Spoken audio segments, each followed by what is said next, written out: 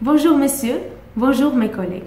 Aujourd'hui, on va vous présenter des applications sur un sujet qui présente un grand intérêt dans tous les domaines qui nécessitent les machines et les mécanismes en général.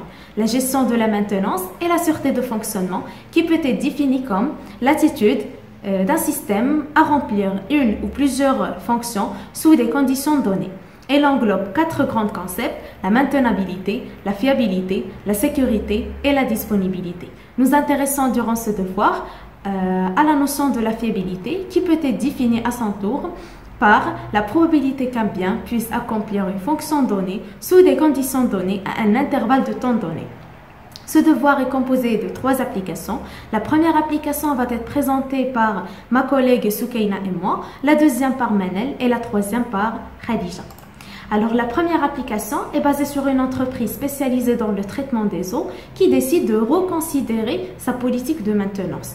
L'étude se porte sur une série de pompes de référence NEMO NE015 qui fonctionnent sous des conditions données.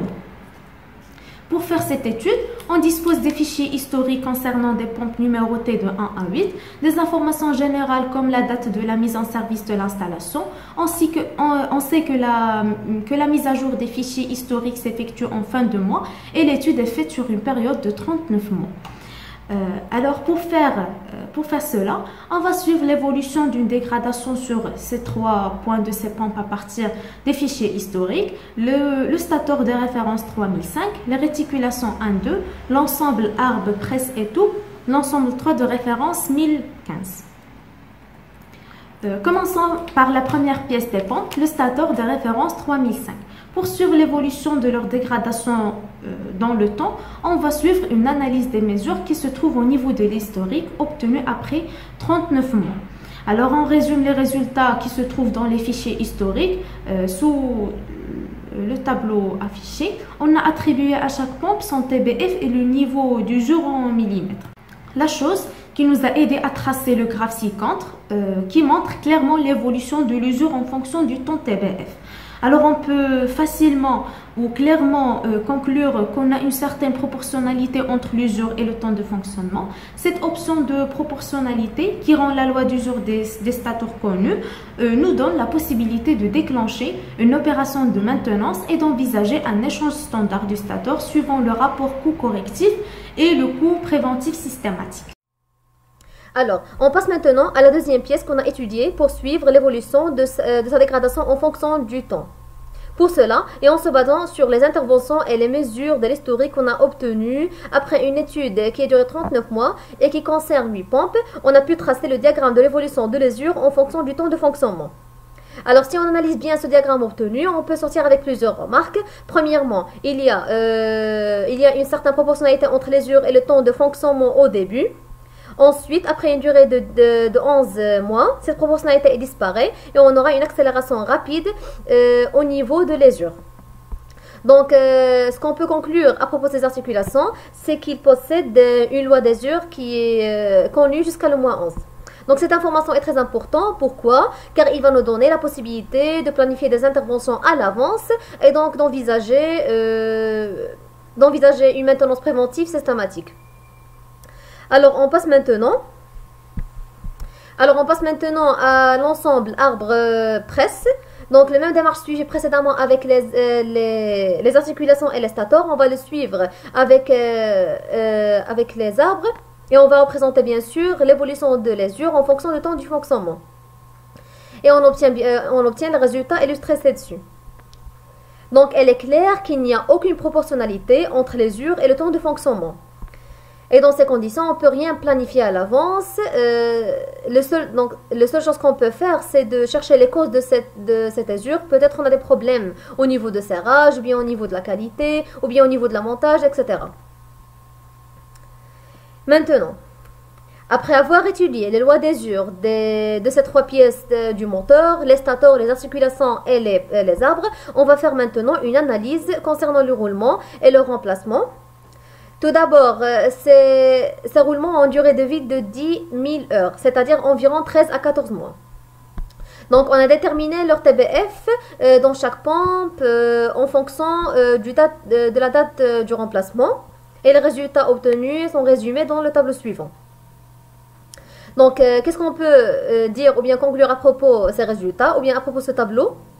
Donc, premièrement, pour les pompes 2, 3, 5 et 8, on remarque qu'ils ne se trouvent pas dans ce tableau, c'est-à-dire que nous n'avons aucun remplacement de roulement dans ces derniers. C'est-à-dire que ces roulements ont une durée de vie qui est supérieure à la durée de notre étude qui est de 39 mois. Par contre, pour les pompes 4 et 7, ils ont un TBF qui est presque égal à la durée de vie, ce qui implique qu'on aura un remplacement ou un changement de roulement à la MTBF. Et finalement, pour les pompes 1 et 6, ces roulements vont être remplacés juste après 3 mois. Cette durée de vie est très petite par rapport à leur durée de vie et cela peut être dû à des problèmes au niveau de la qualité ou bien au niveau de serrage ou bien au niveau du montage.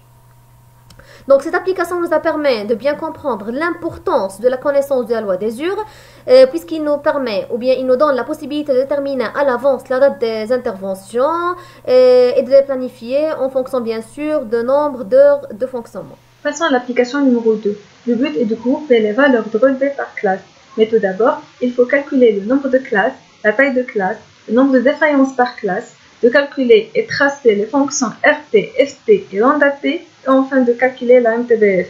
Commençons par le nombre de classes, qui se calcule en utilisant la fonction arrondi.1, qui sert à éliminer tout chiffre après la virgule. Et il laisse juste la partie entière. Dans notre cas, on a trouvé 7. Ce qui est illustré sur le tableau. On a 7 classes. Pour la taille de classe, on a choisi 100. Le min et le max se calculent en utilisant les fonctions min et max. La classe se constitue de deux bornes, inférieure et supérieure. Prenons à titre d'exemple la première classe, on a choisi comme borne inférieure la valeur minimale et la borne supérieure se calcule en additionnant la taille de classe et la borne inférieure.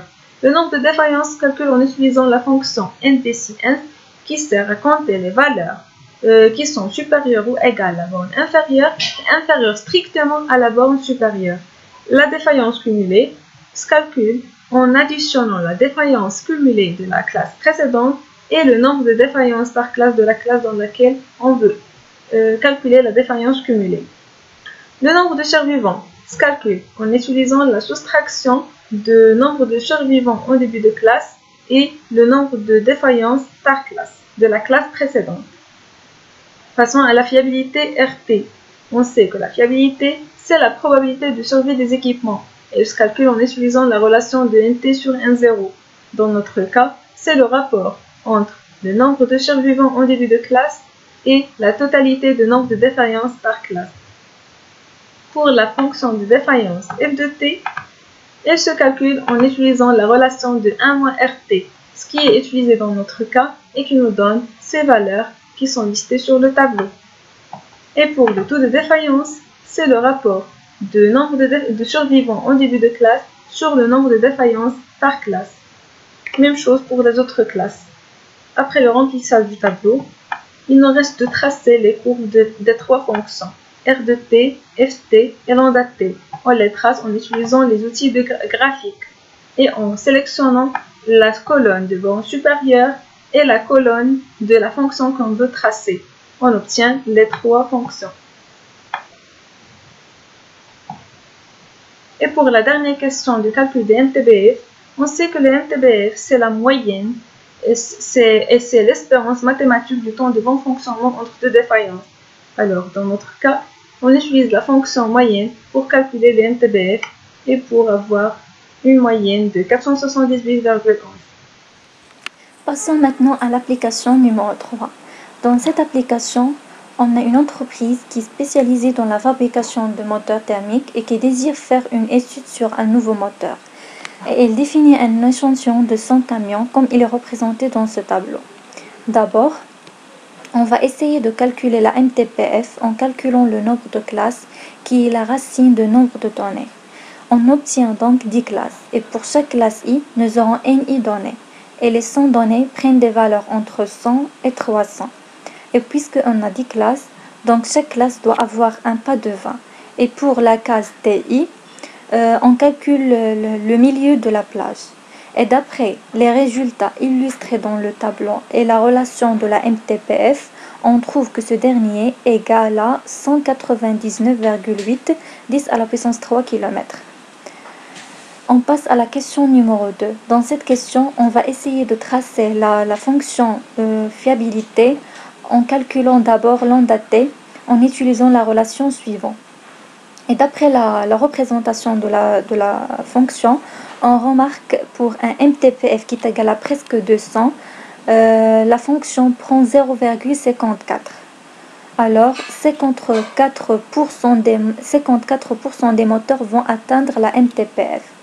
Et pour tracer la fonction de défaillance, on commence par le calcul de NS et l'onde t et on remarque que l'onde t est une fonction croissante, donc on se situe dans la période de vieillissement.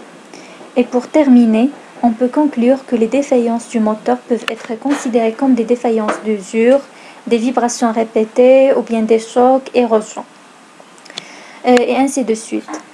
De ce fait, une maintenance préventive systématique est conseillée.